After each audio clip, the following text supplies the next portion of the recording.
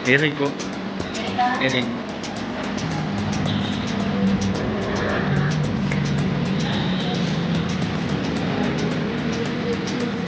Nah, kita lihat ya.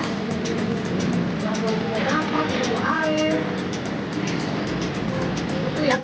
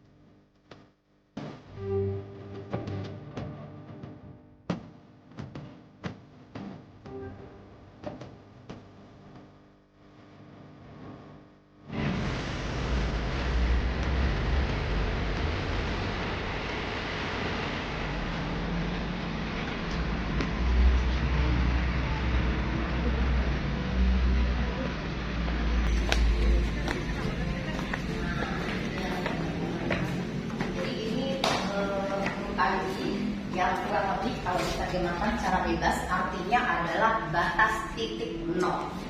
That's why kemudian di tempat ini dianggap sebagai titik nolnya Batavia. Ada yang mau tulis ya?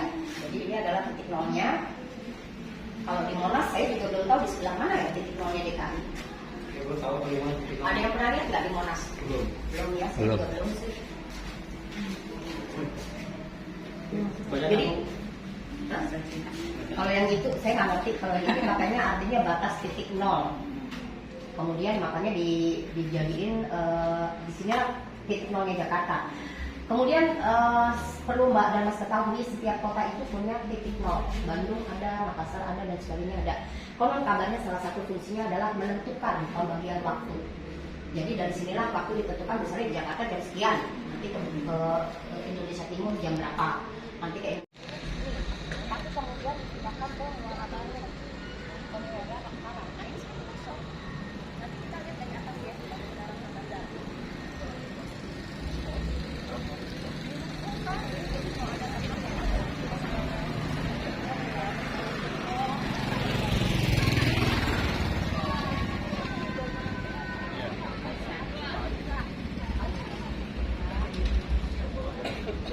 ketika VOC berkuasa di Batavia, tempat ini dijadikan gudang rempah-rempah. Jadi ketika mereka, jadi dulunya kenapa mereka cari rempah-rempah ke Indonesia? Karena mereka dengar dari pelaut-pelaut dari belahan dunia lain bahwa ada satu negara namanya Hindia Timur, karena dulu nggak ada Nusantara, nggak ada Indonesia gitu ya. Hati-hati jatuh bro. Nah itu ada pohon-pohon yang sakti mandraguna, bisa dijadikan obat, bisa dijadikan penghangat badan. Kemudian mereka berlayar, banyak yang terdapat di salah satunya penghasil rempah-rempah yang bagus di Indonesia sampai sekarang adalah Kepulauan Banda. Nah kemudian rempah-rempah seperti lada, kemiri, kemudian cengkeh, kayu manis itu dimasukinya di sini. Ini adalah gudangnya. Jadi Bapak dan Ibu, bangunan ini terdiri dari dua sisi. Kita berada di sisi barat, kemudian ada di sisi timur. Nah, masing-masing bangunan itu terdiri dari 4 unit, Bu. Nah, 3 unit kemudian dipakai sampai dengan hari ini sebagai Museum Bahari. Museum Bahari sendiri pada tahun 1976 itu dijadikan cagar budaya. Kemudian pada 1 tahun ke depan oleh Gubernur Ali Sadikin diresmikan sebagai Museum Bahari. Kemudian pada masa Belanda, sekali lagi mungkin karena ini memang bentuknya peruntukan untuk gudang, dijadikan juga gudang sebagai gudang logistiknya pasukan perangnya tentara Jepang. Ketika Indonesia merdeka, dijadikan gudang lagi oleh PLN, gitu ya. Kemudian setelah tahun 76 itu kemudian dijadikan cagar budaya, dan tahun 77 kemudian dijadikan Museum Bahari. Iya Bu, silakan. Oke Pak. Dulu silakan Pak. Kemudian sudah ada petakan, ini semuanya masih asli Bapak Ibu. Jadi kalau Bapak Ibu ke Museum Sejarah Jakarta, Museum Bahari, Museum Wayang, Museum Seni dan Keramik dan yang ada di sekitar Kota Tua, itu bangunannya masih asli. Karena bangunan yang ada di sekitar Kota Tua itu sudah dijadikan cagar budaya, tidak boleh direnovasi, apalagi dirubah, hanya boleh direvitalisasi. Bedanya adalah kalau revitalisasi itu cuma yang kecil-kecil aja, nggak boleh dirombak total. Kita akan masuk ke sebelah kanannya Bapak Ibu, mari. Nah Bapak Ibu, ini adalah uang kapal-kapal Nusantara, ya. Jadi Bapak Ibu, kan kita dibilangnya adalah monggo-monggo.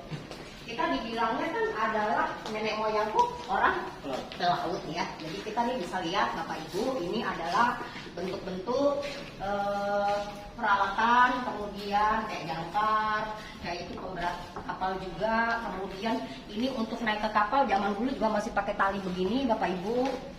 Dari film-film. Betul. Nah kemudian Bapak Ibu, ini adalah meriam asli, terdiri dari meriam Nusantara dan meriam punyanya VOC. Ada nggak yang bisa bedain Bapak Ibu, Mbak Bas, yang mana yang meriam Nusantara, yang mana meriam buatan Belanda? Sekali lagi pertanyaan ini berhadiah. Saya tadi udah dapat 2 hadiah ya. Kalau ini nggak bisa jawab juga berarti saya 3. Ayo. Meriam Nusantara yang mana? Ini? Because? Kalau bentuknya beda. Bentuknya beda. Oh, ada lambangnya kan? I don't know. VOC. Betul, Ini, kan? betul. Ada. Oh ada ininya ya, VOC. Ya. Jadi Bapak Ibu yang perlu diperhatikan adalah kenapa disebut meriam Nusantara, karena ini ada ukirannya. Ini ada ukirannya. Kemudian yang Belanda itu ada selalu segala sesuatu miliknya VOC termasuk meriam itu selalu ada ukiran huruf VOC. Kemudian juga ada ukiran huruf inisial asal muasalnya meriam ini. Kayak misalnya ini nih. Ini VOC, and then ada huruf H. The meaning is ini berasal dari Holland, Belanda. Ini VOC, and then ada huruf Z. Z itu juga nama Zeeland, salah satu kota yang ada di Belanda. Begitu Bapak Ibu. Nah Bapak Ibu ini apa? Ini apa namanya? Bukan mixer. Baling-baling kapal. Ini adalah baling-baling kapal pinisi yang pernah tenggelam. Ya, dan ini bisa diselamatkan kemudian dimuseumkan supaya kita tahu bahwa baling-baling kapal itu besarnya seperti ini. Dan tanpa baling-baling kapal itu nggak bisa jalan di bawah kapalnya Bu. Gitu ya. Kemudian kita lanjut ke sini Bapak dan Ibu sekalian. Kalau ini apa Bu? Mana? Ini perahu. Ini juga bentuk perahu. Ini perahu ya Mas ya? Ini buat layar. Buat inian layar, cepat layar di kapal. Kalau masih menggunakan layar, nih kayak gini nih Bu. Jadi itu yang layarnya. Nih kayak gini nih. Yang layar. Ya. Kemudian guling. Gede ya, ada perahunya juga gede. Nah ini adalah bentuk replika dari kapal Belanda ketika mereka datang berbondong-bondong ke Nusantara mencari rempah-rempah. Jadi kapalnya kayak gini nih Bapak Ibu. Oh ya.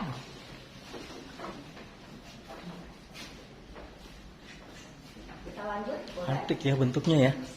Kapalnya unik ya. Antik ya, bagus ya.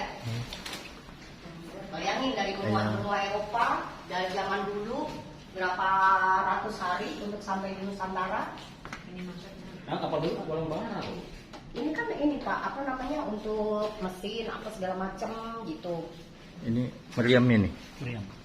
Meriam kalau misalnya diserang, ini yang ini nih perang Ya kayak kapal apa? Perlindungan sih. Film Pirates Caribbean. Iya. Kayak gini.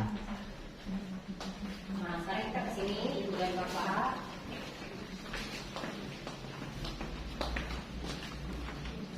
Nah, Bapak Ibu, ini adalah namanya adalah julung barito, ya. Jadi Bapak Ibu, perahu ini uniknya adalah Bapak Ibu ini tahu nggak bikinnya dari apa? Dari kayu pasti. Tapi kayu apa? Kayu guling. Kayu guling boleh. Monggo boleh ke depan Bapak dan Ibu biar jelas. Jadi Bapak dan Ibu ini adalah satu pohon besar yang kemudian dikeruk dalamnya, kemudian dia diterbalikin dan diasap kayak daging asap. Tidak boleh kena apinya. Karena kalau kena apinya pecah kayak ini nih. Ini kena api langsung. Jadi dia dibiarkan selama 7 hari 7 malam di bawah asap api, sehingga kan kayu kalau kena itu kan memuai, mekar sampai batas yang diinginkan, misalnya sebesar ini adalah pemuaian setelah 7 hari 7 malam, kemudian baru dipasangnya tengahnya. Nih, kan kemarin juga nanya, ini perahu nggak? Emang orangnya bisa naik ini? Memang ini baru namanya istilah ini baru namanya tuh bakal julung. Kalau udah seperti itu dipasangin kapal dan sebagainya itu namanya bangun julung. Jadi ini adalah kereta, kapal atau perahu dari Kalimantan Selatan. Nah setelah jadi seperti ini Bapak dan Ibu biasanya dipakai sehari-hari untuk berjualan di pasar apung. Ada di Sungai Mahakam, ada di Sungai Barito dan sungai-sungai. Jadi kita tahu kan di Kalimantan itu pasarnya terapung semua kan. Ini buat apa Bu? Ini Nggak bisa masuk? Ini kan tadi saya jelasin. Udah dikeruk, kemudian dikembaliin, diasap selama 7 hari 7 malam, tapi tidak boleh kena apinya karena kalau kena apinya akan terlalu panas dan pecah. Sampai batas maksimum ini setelah 7 hari 7 malam. Baru dipasangin itu papan-papan. Orangnya duduknya di sini. 7 hari 7 malam. Ini apa atau bongkar? Oh, ini jadi bongkar tadi ya. Kayak kita kayak Panas ya makanya bisa nggak? Jadi dan itu pertama Bu, dan kedua mereka punya batas-batas tertentu kayu ini nih bisa mekarnya seberapa lebar sih gitu. tergantung besar kayu. Jadi nggak bisa dipaksakan juga. Kalau dipaksakan Kalau lama-lama ini pecah. bisa orang naik ya? Bisa, tapi ini kan sebetulnya prosesnya Bu dari ini 7 hari 7 malam diasap seperti itu, kemudian baru dipasang ini gitu. Karena kan ini buat pegangan juga. 2 kali mekarnya. Berarti makarnya. Nah ini namanya adalah julung, kalau itu adalah julung barito atau julung, dan ini adalah julung Hawaii. Jadi ini udah lebih besar lagi Ibu dan menggunakan dayung. Ini Kayunya sama Bu, sama sana. Bisa jadi sama, karena mereka dilihat kayu yang kuat, Kayu ulin. kayu ulin, karena tidak pecah. Ya.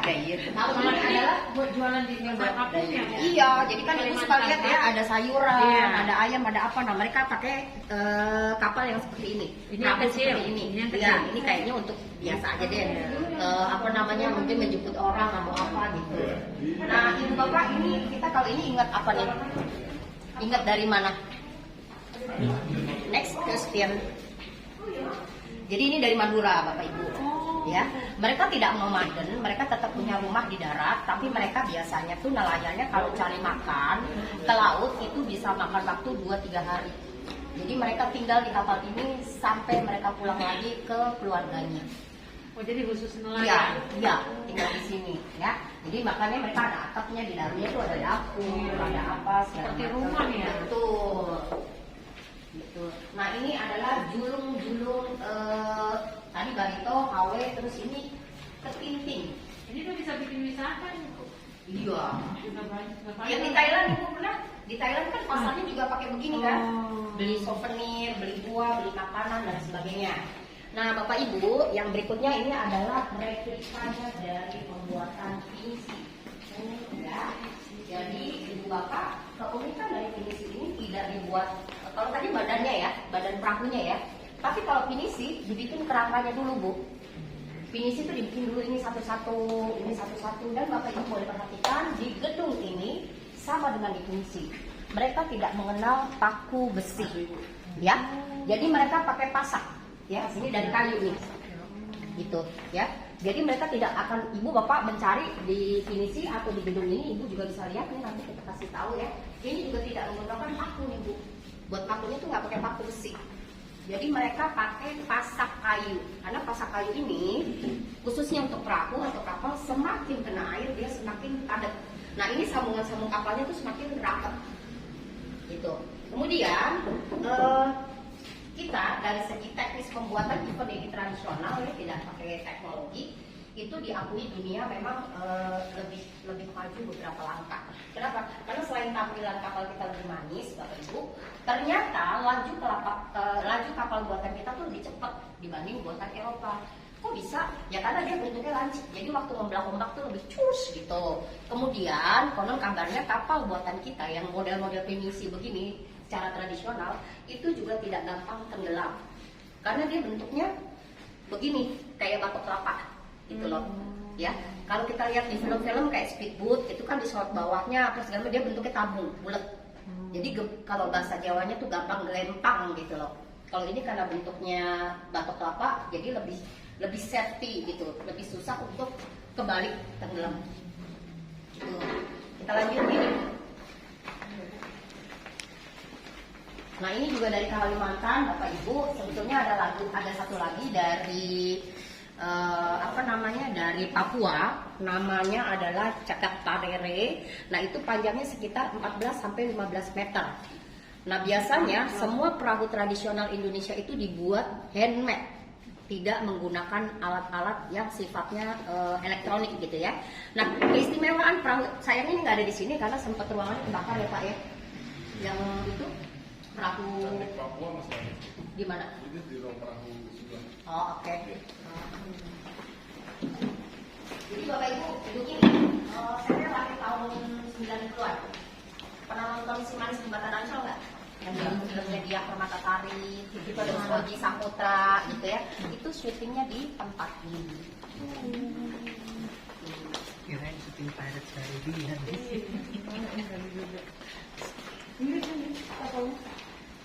Iya mirip paret.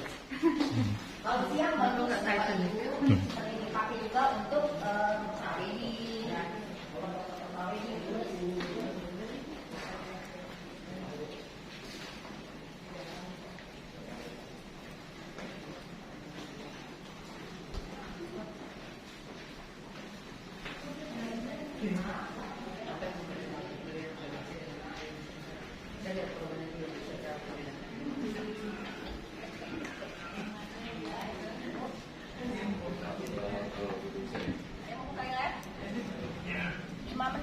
Toilet, toilet.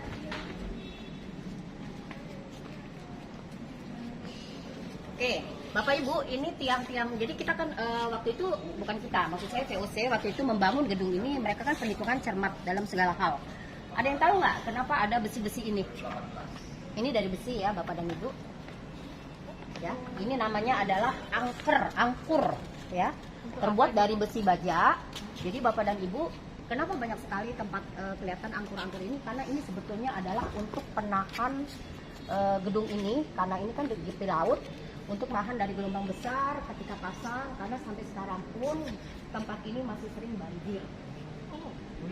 Iya, masih banjir masuk ke dalam, terutama dari sela-sela ini ya, jadi rembesan-rembesan gitu. Apalagi ditambah ini kan kita pinggir laut Bu, kalau pakai pasang, apalagi musim yang waktu tahun 2020 hujan gede ini kemasukan. Anung 1774. Jadi kalau itu tadi adalah 16 sekian, ini 1774 karena memang ketika ini difungsikan sebagai gudang, dibikin lagi gudang baru, dibikin lagi, dibanyakin. Kenapa? Udah pernah ada yang ke Museum Sejarah Jakarta? Museum Fathahillah? Udah ya. Jadi kalau Bapak Ibu masuk dari pintu depan, keluar ke pintu belakang, itu di sebelah kiri tembok ada replika blueprintnya dari seluruh Batavia. Lagi, dan itu sekali lagi ya, bentuknya antik ya.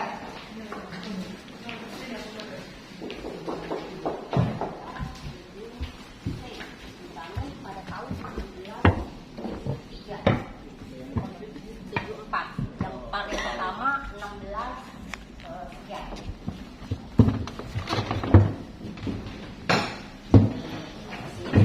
Ini adalah perahu dalam bentuk asli.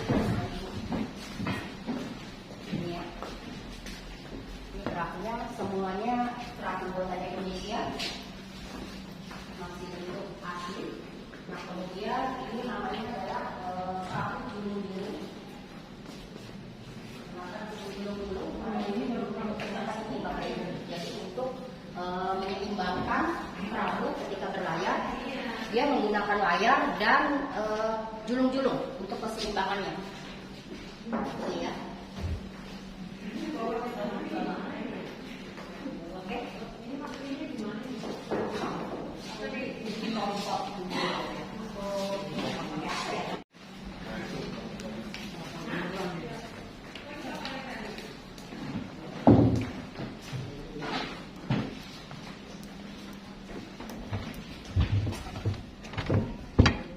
Pak Satpamnya mana ya? Aku lebih takut ke sana. Pak Satpam, mana sih satpamnya? Pak, ke sana tuh yang ada koleksi apa tanaman-tanaman itu ke sana ya? Yang tanaman jahe dan sebagainya. Dirimu jangan di belakang, gue takut jalan di Jaga malam. Saya turun ntar jam 8. Iya. Jam malam tak ada lagi. Amin apa aja kalau jaga malam sini Pak? Ya. Nah Bapak Ibu, ini adalah koleksi tanaman rempah-rempah yang bentuknya akar. Misalnya apa? Jahe, kunyit, lempuyang, dan sebagainya. Ya, pala. Jadi kan selama ini kita kenalnya pala udah bentuk pala, lada udah bentuk pala, lada, jahe udah bentuk jahe. Nah ini diresmikan pada tanggal 2 Oktober kemarin ketika Hari Museum Nasional oleh Kepala Permusiuman Indonesia yaitu Miss Arif. Jadi kalau teman-teman selama ini cuma taunya jahe bentuk udah jadi jahe, kemudian kunyit udah bentuk kunyit, itu Ibu dan Bapak di sini bisa belajar dan melihat langsung seperti apa sih tanamannya yang sebenarnya. Ini serai. Serai, iya pokoknya ini kalau buat kita kan bumbu ya Bu ya. Tapi kalau untuk orang Eropa itu biasanya digunakan untuk penghangat badan. Selain itu Buat bandrek Bu. iya. Nah, buat penghangat badan, buat kosmetik, dan buat obat. Sementara kita selain untuk penghangat badan juga untuk bumbu. Mayoritas digunakan oleh ibu-ibu untuk bumbu.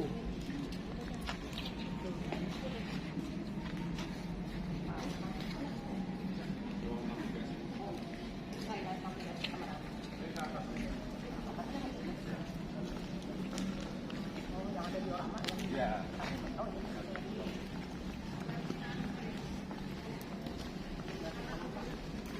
Mau ke ruang memorial dulu.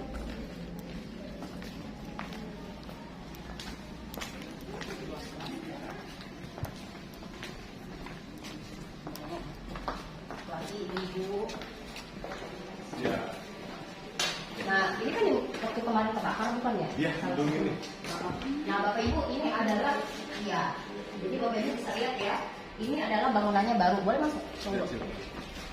Jadi ubinnya baru, tiang-tiangnya baru. Jadi Bapak Ibu jangan salah, ini dari baja semua yang di atasnya. Kalau aslinya di gedung-gedung yang lama ini adalah dari kayu jati, kemudian ini adalah dari baja. Kenapa? Karena pada tahun 2018 ini adalah salah satu gedung yang terbakar habis, gitu ya.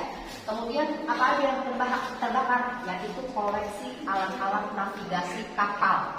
Jadi ini adalah termasuk sebagian yang berhasil diselamatkan. Bapak Ibu bisa lihat bentuknya beda-beda alat navigasi kapalnya. Kemudian juga Indonesia mengadakan kerjasama dengan Amerika, Inggris, kemudian Belanda untuk membuat satu konsorsium. Ternyata itu belum selesai, sudah kebakaran habis lagi. Kemudian ada cerita juga tentang replika dari Nyai Roro Kidul yang lebih se-Indonesiaan dan sebagainya. Itu juga kebakar habis. Ini bersih. Ubinnya juga udah ubin model sekarang. Baru ini kebakar. Iya. 2018. Iya. Jadi satu-satunya yang besar. Kenapa? Karena kalau listrik kabel dan sebagainya dari musim sendiri sampai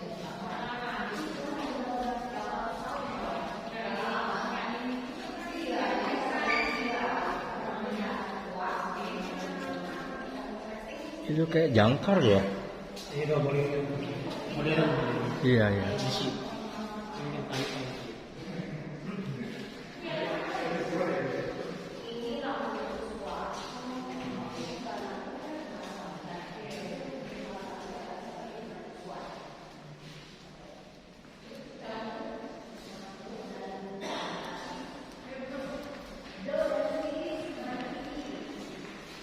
jadi ini 40% kebakar, 60% sama. Ada yang hilang.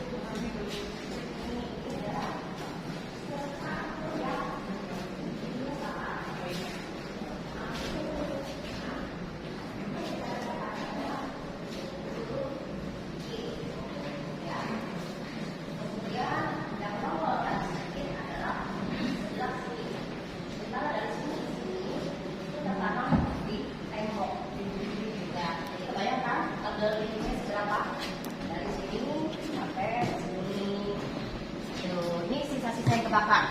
Kemudian ini adalah sisa pintu. Ini adalah tiang penyangga model ini.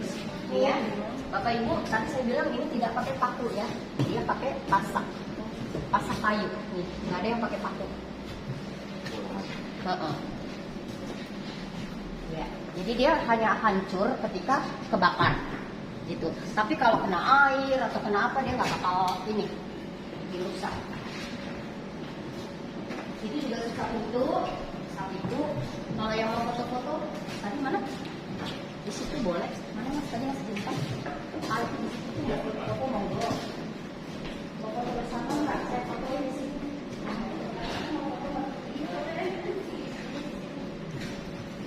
Ini saya.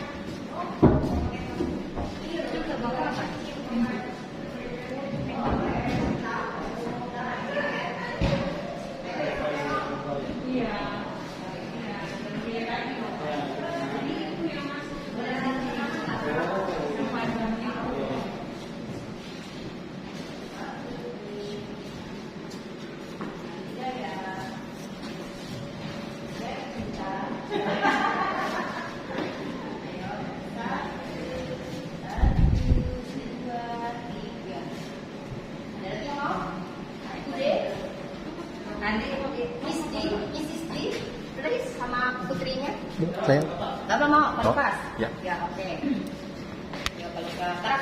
duduk ya.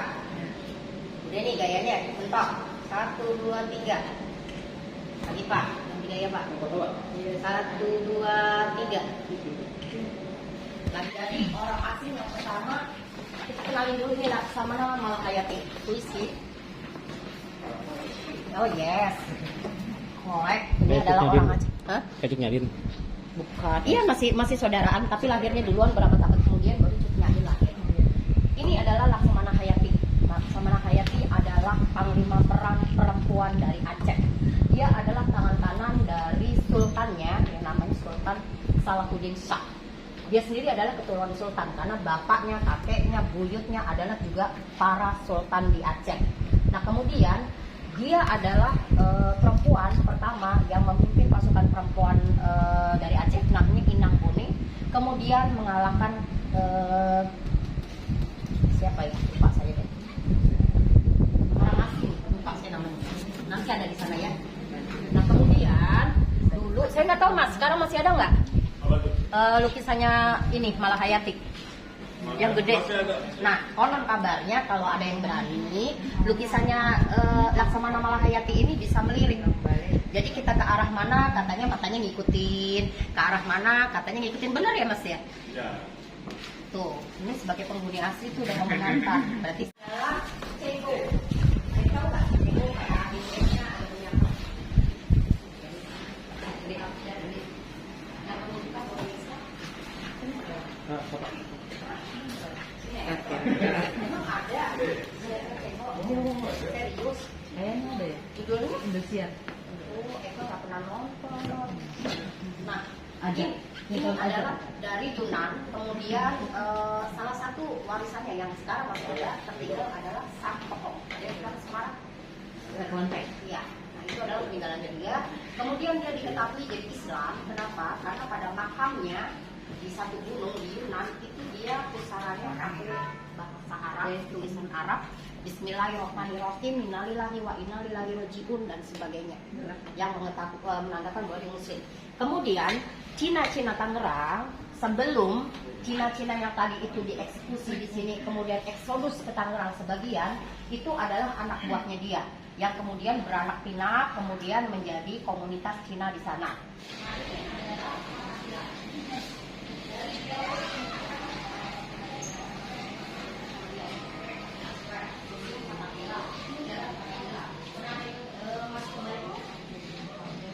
Saya zamannya Pak Bok, jadi dulu saya menjadi gaya tetap itu di sana Balai Kota. Itu setiap Sabtu Minggu, ya. Sekarang kan ganti orang dong, ganti rules dong. Sampai korden aja ditutup dong, maaf. Nah, Kota Bilang ini siapa, Bapak dan Ibu? Jadi orang asing 1, 2, 3, ketiga yang datang ke Indonesia adalah Portugis. Kemudian mereka datang pada tahun 1522. Nah, perjanjian awalnya mereka hanya untuk seperti biasa membeli rempah-rempah dan berdagang, dijual lagi ke Eropa. Tapi karena orang Indonesia dari zaman dulu kayak saya, lugu, naif gitu ya. Terus dan gitu dong Mas, ya, ikhlas gitu ya. Jadi akhirnya lama-lama diperdaya. Sehingga kerajaan Sunda waktu itu membuat perjanjian, namanya perjanjian Pradao, itu ada di Museum Sejarah Jakarta. Kalau Bapak Ibu ke sana monggo silakan dilihat, yang isinya menyatakan kerjasama antara Portugis dengan kerajaan Sunda. Dibikinin benteng, lama-lama banyak sehingga menimbulkan keresahan antara kerajaan Demak dan kerajaan Pajajaran, kerajaan Sunda lainnya, Banten. Kemudian mereka mengutus Panglima Perang Banten, beliau Fatahillah, untuk namanya kita dulu bukan Jayakarta, bukan Batavia, apalagi Jakarta. Nama awal kita adalah Sunda Kalapa karena kita ada di dataran Sunda, daratan Sunda yang banyak pohon kalapa. That's why namanya Sunda Kalapa. Nah kemudian beliau berhasil mengalahkan Portugis keluar dari Jakarta. Nama Sunda Kalapa kemudian dirubah menjadi Jayakarta. Ada yang lagi pengen punya anak nggak? Atau ada yang menantikan anak, atau ada yang istrinya lagi hamil, suaminya hamil, boleh loh pakai nama Jayakarta. Ada yang tahu nggak artinya Jakarta? Aduh, saya tambah berat, nggak enak hati. Udah nggak usah kasih hadiah deh Bapak, saya ikhlas kok. Ada yang tahu? Jayakarta artinya bagus sekali, yaitu kemenangan yang sempurna. Jadi kalau pengantin baru punya anak pertama ya Pak ya boleh ke Jakarta tuh loh, bisa kan? Gitu. Kemudian kejadian itu terjadi pada tanggal 22 Juni 1527. Sehingga sejak saat itulah ulang tahun Jakarta dirayakan setiap tanggal 22 Juni. Tapi kalau menurut Jan Pieterszoon pun ulang tahun Jakarta tidak pada tanggal 22 Juni tapi pada tanggal 30 Juni. Karena pada tanggal itulah Jan Pieterszoon pun bisa merubah Batavia menuju ke arah kekinian pada masa itu. Gitu loh. Kuburannya di mana? Jan Pieterszoon pun? Ada yang tahu? Belum. Di Prasasti bukan? Yes, tapi ada juga yang bilang katanya di apa namanya Museum Wayang. Kalian pada ke Museum Wayang? Jadi kalau jalan-jalan ke Museum Wayang ada 9 kuburan karena itu dulunya halaman gereja Mas. Ada 9 gubernur jenderal yang dimakamkan di situ. Konon salah satunya adalah Jan Pieterszoon pun. Tapi juga ada yang bilang bahwa Jan Pieterszoon pun itu kemudian badannya dibelah-belah. Salah satunya dimakamkan di Imogiri. Ada yang pernah ke Imogiri?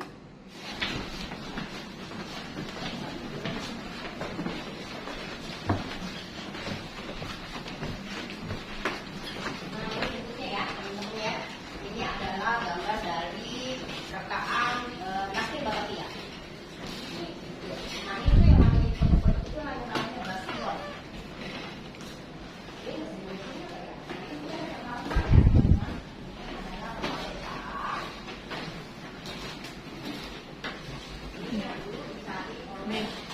Lancaster, adiknya Lancaster.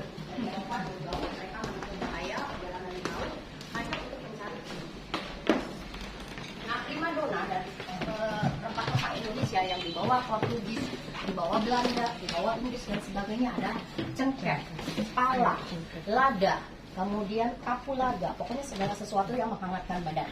Bapak Ibu boleh megang 1 kali, 2 kali bayar. Silakan. Gitu ya.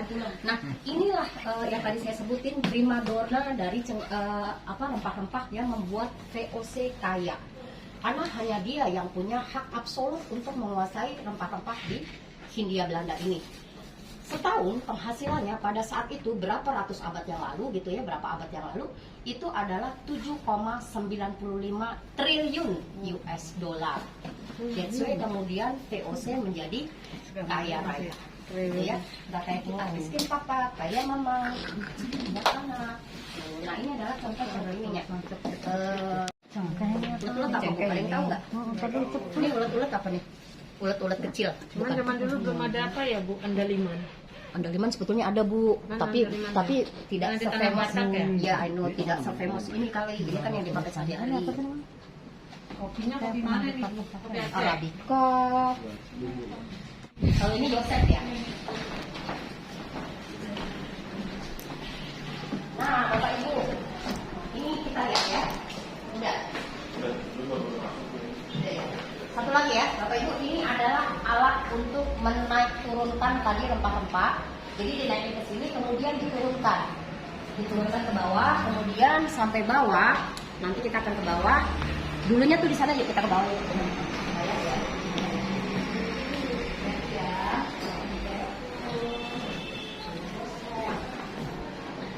Ya, jadi ini ada satu pameran Bapak dan Ibu.